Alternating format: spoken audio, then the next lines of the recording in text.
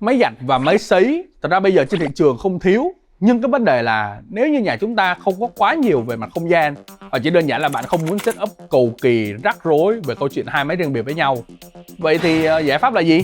Thì đây, dùng thử em tháp giặt sấy LG Watchtower này đi.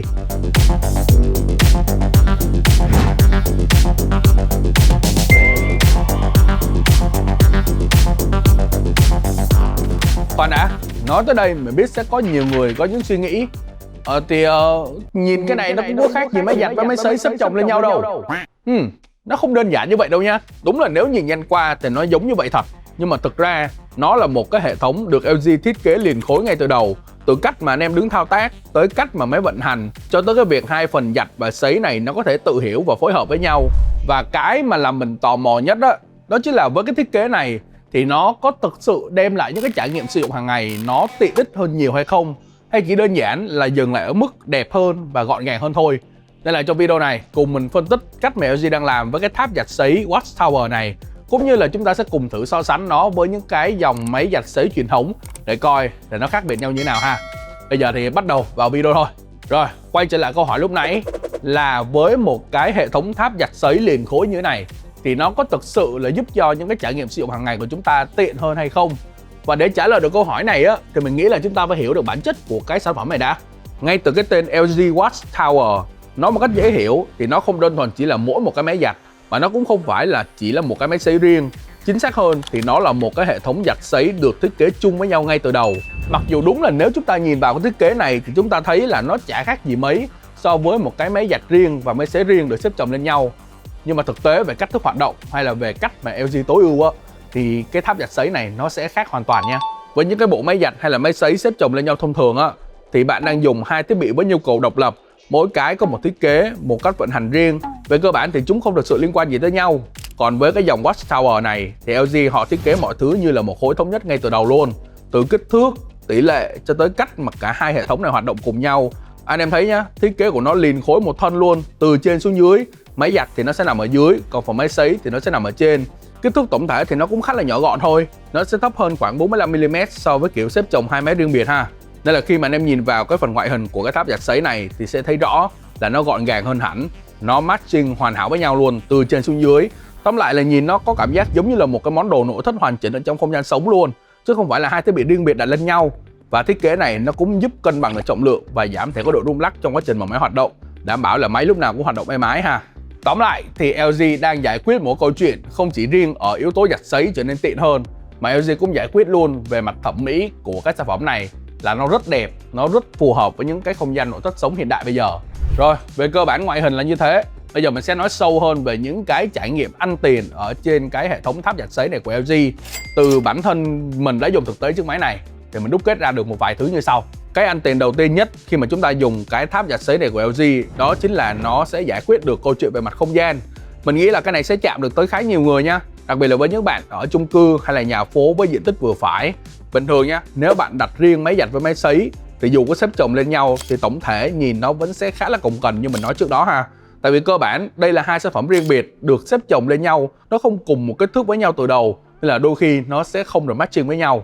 Còn với cái dòng tháp giặt sấy Watchtower này của LG, như mình nói, nó là một cái khối liền ngay từ đầu, nên khi đặt vào không gian cảm giác nó vẫn gọn gàng và nó cũng vẫn có cái sự đồng bộ hơn hẳn. Nhìn nó giống như là một phần của nội thất luôn. Bên cạnh đó, cái yếu tố thiết kế liền khối của cái tháp giặt sấy này nó không chỉ giải quyết về mỗi cái chuyện mặt thẩm mỹ thôi đâu nha. Về cách thức hoạt động, nó cũng giải quyết được khá nhiều chuyện đấy.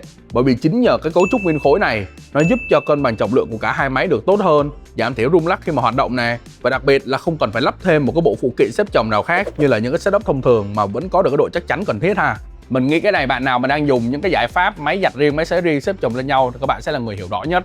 Đôi khi những cái thiết kế nó không được đồng nhất với nhau từ đầu. Chúng ta đặt hai máy lên nhau, chúng ta phải dùng thêm một số những cái phụ kiện nhất định để cố định được cái phần máy ở phía trên, để cho nó khi hoạt động nó sẽ không bị gọi là nhảy múa tung tăng. Đấy, anh em hiểu rõ rồi đúng không? Rồi, qua tiếp cái trải nghiệm ăn tiền thứ hai, đó chính là những cái trải nghiệm liên quan tới thao tác. Với những bạn đang dùng setup máy sấy riêng và máy giặt riêng xếp chồng lên nhau, thì dù là các bạn dùng máy sấy hay là máy giặt với cái kiểu cửa trước như thế này thì gần như bảng điều khiển của nó sẽ luôn đặt ở vị trí cạnh trên như thế này. Và nếu khi chúng ta xếp chồng lên nhau thì với máy giặt bảng điều khiển nó sẽ nằm ở đây, còn với máy sấy nó sẽ nằm ở tiết trên này. Với những bạn nào mà chiều cao khiêm tốn một chút, khi bấm thao tác với máy sấy chúng ta cũng phải với lên cái bảng điều khiển ở cạnh trên như thế này thì nó rất là không thoải mái. Nhưng mà với em Watch Tower này thì bảng điều khiển nó được đặt ngay trên giữa luôn, tức là bạn chỉ cần nhìn vào đúng một khu vực thôi là đã có thể thao tác cả hai cho cả trên và dưới của máy mà không cần phải thay đổi tư thế quá nhiều ha. Và mình nghĩ đây là một trong những cái rất là nhỏ thôi nhưng mà đôi khi nó cũng sẽ ảnh hưởng rất lớn tới cái trải nghiệm sử dụng hàng ngày ha. Đến với trải nghiệm ăn tiền thứ ba và cũng là cái trải nghiệm mà mình thấy là quan trọng nhất, đó chính là về cái cách hoạt động của phần máy sấy và máy giặt. Nó có sự liên kết với nhau rất là rõ ràng. Với những dòng máy giặt và máy sấy riêng biệt thông thường thì mỗi khi mà chúng ta giặt đồ xong thì chúng ta sẽ phải nghĩ xem là chúng ta sẽ phải chọn những chế độ sấy như thế nào tiếp theo. Và mỗi loại đồ thì nó là một kiểu khác nhau. Nếu ai mà không rành thì rất dễ chọn sai chế độ sấy ha, từ đó làm ảnh hưởng tới cái chất lượng của quần áo luôn. Còn ở đây với dòng Watch Tower này thì máy giặt và máy sấy nó có thể kết nối với nhau như mình nói trước đó, và đồng thời nó có thể tự đề xuất chế độ sấy phù hợp dựa trên cái mẻ đồ vừa giặt ha. Tính năng này LG gọi nó là Smart Pairing, tức là máy sấy sẽ tự động nhận diện những cái thiết lập trước đó từ máy giặt, nên là người dùng sẽ không cần phải thao tác gì thêm sau đó. Quy trình đơn giản chỉ là bỏ đồ vào phần lồng giặt ở phía dưới, chọn chế độ giặt, còn lại thì hệ thống nó sẽ xử lý phần lớn cho những cái chu trình sau đó. Và với những người mà bận hoặc đơn giản là không muốn phải nhớ quá nhiều thứ liên quan đến việc giặt giũ thì cái tính năng này là một trong những thứ để mang lại những cái trải nghiệm mình thấy rất đáng giá nhá. Ngoài ra thì còn một cái chi tiết nhỏ nữa nhưng mà mình thấy cũng khá là hay, đó là việc máy sấy nó có thể chuẩn bị trước trong lúc mà máy giặt đang chạy.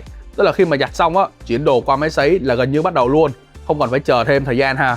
Và đây chính là cái giá trị của một cái tháp giặt sấy được thiết kế liền khối với nhau ngay từ đầu. Cả hai phần máy sấy và máy giặt nó có thể hiểu nhau để đưa ra một cái quy trình sử dụng á, nó được đồng bộ hơn, tiện hơn cho người dùng. Bên cạnh đó, nói thêm một chút về cái công nghệ sấy ở trên cái máy sấy này thì nó dùng công nghệ bơm nhiệt, sử dụng phương pháp sấy khử ẩm ở nhiệt độ thấp.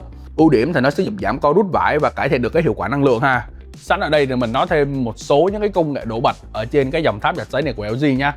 Với lại từ những cái công nghệ này thì mình thấy được là LG có vẻ như là họ đang không cố gắng quá nhồi nhét nhiều thứ phức tạp vào ở trong cái thiết bị này, mà nó sẽ đơn giản làm sao cho nó có được những cái trải nghiệm sử dụng tối ưu nhất và dễ dùng nhất cho người dùng. Ví dụ như là công nghệ lõi AIDD, viết tắt của AI Direct Drive. Hiểu đơn giản thì đây là một cái hệ thống tích hợp AI và động cơ Direct Drive. Ngoài ra cũng dựa vào cái công nghệ này thì nó có thể phân biệt được những cái loại vải ở trong quần áo, như là quần áo này vải cotton hay là đồ mỏng hay là đồ dày ra sao, rồi từ đó tự động điều chỉnh giặt làm sao cho nó phù hợp ha. Và thêm một điểm nữa cũng tiện hơn cho người dùng, đó chính là chiếc tháp giặt sấy này của LG nó có thể kết nối chung với hệ sinh thái LG ThinQ, và thông qua cái app này anh em có thể theo dõi được trạng thái máy từ xa, biết được là máy đang giặt tới đâu, đang sấy tới đâu, hay là thậm chí khởi động máy giặt và cũng như là điều khiển nó từ xa luôn. Và cái đặc biệt nhất là ngay trong app nhé, mình có thể theo dõi được biểu đồ điện tiêu thụ sau mỗi lần giặt, được thể hiện dưới dạng tuần, dạng tháng, nói chung rất là tiện nha.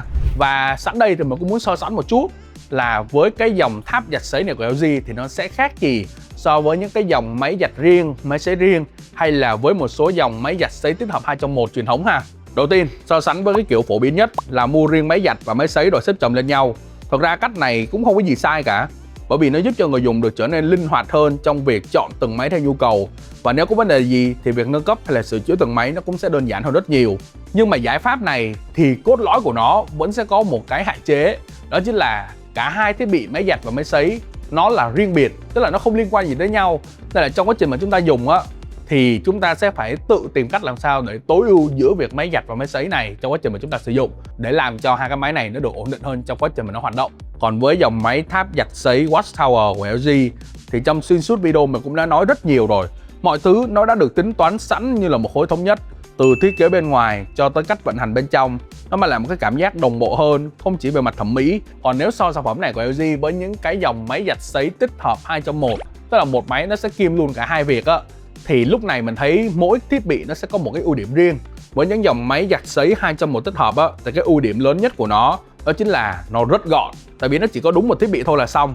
Nhưng mà đổi lại, vì phải làm cả giặt và sấy trong cùng một lồng nên là thường thời gian nó sẽ lâu hơn, và cái hiệu suất khi mà sấy á, đôi khi là nó cũng sẽ có những cái giới hạn nhất định. Còn với dòng tháp giặt sấy Watch Tower của LG thì giặt và sấy nó là hai hệ thống riêng, nên là mỗi phần nó có thể tự tối ưu cho đúng chức năng của nó. Chẳng hạn như là với việc giặt quần áo với cơ chế phun tia nước mạnh từ 4 hướng, nó sẽ giúp quần áo được loại bỏ vết bẩn tốt hơn, đồng thời cũng làm giảm thời gian giặt xuống có thể chỉ còn 39 phút thôi với những mẻ đồ không quá lớn. Thậm chí nếu anh em dùng cả chế độ cả giặt và sấy nha, thì với một mẻ đồ nhỏ anh em đem đi xử lý thì nó cũng chỉ mất tầm 59 phút thôi. khi mà sử dụng đồng thời cả những tính năng như là chuẩn bị sấy, giặt nhanh hay là sấy nhanh. Rồi, và đó là toàn bộ những cái chia sẻ của mình muốn mang đến cho anh em một cái góc nhìn ở một cái thiết bị tháp giặt sấy khi mà nó mang đến cho một gia đình khi mà sử dụng nó sẽ có những cái tiện ích như thế nào. Chẳng hạn như là em tháp giặt sấy LG Watchtower này, nó có những cái ưu điểm như là thiết kế của nó từ đầu anh em thấy nó là một khối thống nhất rất là đẹp, rất matching với những cái không gian nội thất sống hiện đại bây giờ.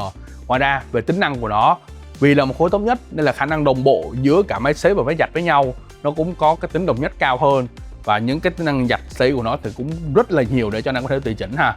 Anh em thấy sao về cái sản phẩm này của LG? Để là phần của mình nhé. Muốn mình làm gì thêm cũng comment cho mình biết luôn.